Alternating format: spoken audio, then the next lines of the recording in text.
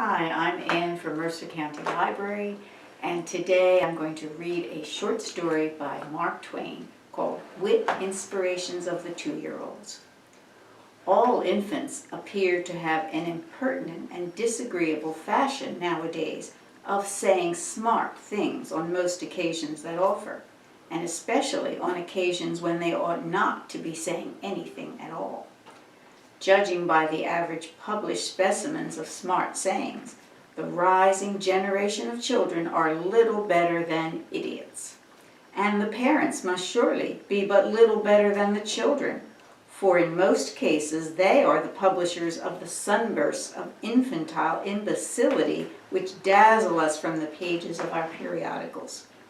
I may seem to speak with some heat, not to say a suspicion of personal spite, and I do admit that it nettles me to hear about so many gifted infants in these days, and remember that I seldom said anything smart when I was a child. I tried it once or twice, but it was not popular. The family were not expecting brilliant remarks from me, and so they snubbed me sometimes and spanked me the rest. But it makes my flesh creep and my blood run cold to think what might have happened to me if I had dared to utter some of the smart things that this generation's 4-year-olds, where my father could hear me. To have simply skinned me alive and considered his duty at an end would have seemed to him criminal leniency toward one so sinning. He was a stern, unsmiling man and hated all forms of precocity. If I had said some of the things I referred to, and said them in his hearing, he would have had destroyed me. He would indeed. He would, provided the opportunity remained with him. But it would not, for I would have had judgment enough to take some strychnine first and say my smart thing afterward. The fair record of my life has been tarnished by just one pun. My father overheard that, and he hunted me over 4 or 5 townships seeking to take my life. If I had been full grown, of course he would have been right, but child as I was, I could not know how wicked a thing I had done. I made one of these remarks ordinarily called smart things before that, but it was not a pun. Still, it came near to causing a serious rupture between my father and myself. My father, my mother, my Uncle Ephraim and his wife, and 1 or 2 others were present, and the conversation turned on a name for me. I was lying there, trying some India rubber rings of various patterns, and endeavoring to make a selection, for I was tired of trying to cut my teeth on people's fingers and wanted to get hold of something that would enable me to hurry the thing through and get something else. Did you ever notice what a nuisance it was cutting your teeth on your nurse's finger? Or how back-breaking and tiresome it was trying to cut them on your big toe? And did you never get out of patience and wish your teeth were in Jericho long before you got them half cut? To me, it seems as if these things happened yesterday. And they did to some children, but I digress. I was lying there trying the India rubber rings. I remember looking at the clock and noticing that in an hour and 25 minutes I would be 2 weeks old, and thinking how little I had done to merit the blessings that were so unsparingly lavished upon me. My father said, "Abraham is a good name. My grandfather was named Abraham." My mother said, "Abraham is a good name. Very well. Let us have Abraham for one of his names." I said, "Abraham suits the subscriber." My father frowned. My mother looked pleased. My aunt said, "What a little darling he is." My father said, "Isaac is a good name, and Jacob is a good name." My mother assented and said, "No names are better. Let us add Jacob and Isaac to his names."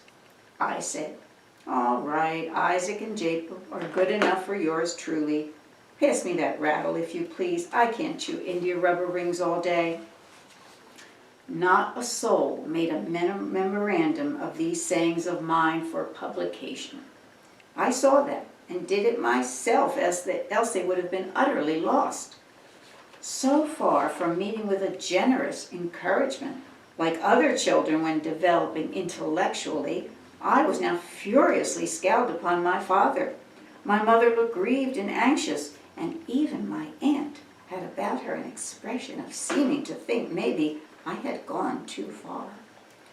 I took a vicious bite out of an India rubber ring and covertly broke the rattle over the kitten's head, but said nothing. Presently my father said, "Samuel is an excellent name." I saw that trouble was coming. Nothing could prevent it. I laid down my rattle over the side of the cradle. I dropped my uncle's silver watch, the clothes brush, the toy dog, my tin soldier, the nutmeg grater, and other matters which I was accustomed to examine and meditate upon and make pleasant noises with, and bang and batter and break when I needed wholesome entertainment. Then I put on my little frock and my little bonnet, and took my pygmy shoes in one hand and my licorice in the other, and climbed out on the floor. I said to myself, "Now if the worst comes to worst, I am ready." Then I said aloud in a firm voice, "Father, I cannot wear the name of Samuel." "My son." "Father, I mean it. I cannot." "Why?"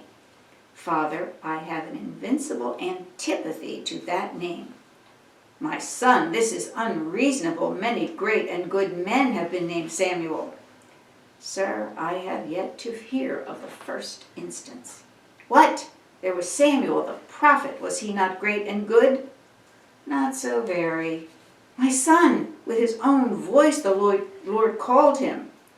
"Yes, sir, and had to call him a couple of times before he could come."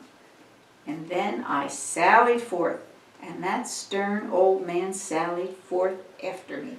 He overtook me at noon the following day, and when the interview was over, I had acquired the name Samuel, and a thrashing, and other useful information, and by means of this compromise my father's wrath was appeased, and a misunderstanding bridged over which might have become a permanent rupture if I had chosen to be unreasonable.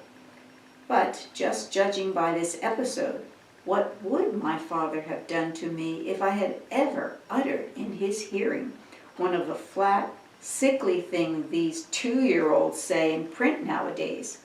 In my opinion, there would have been a case of infanticide in our family.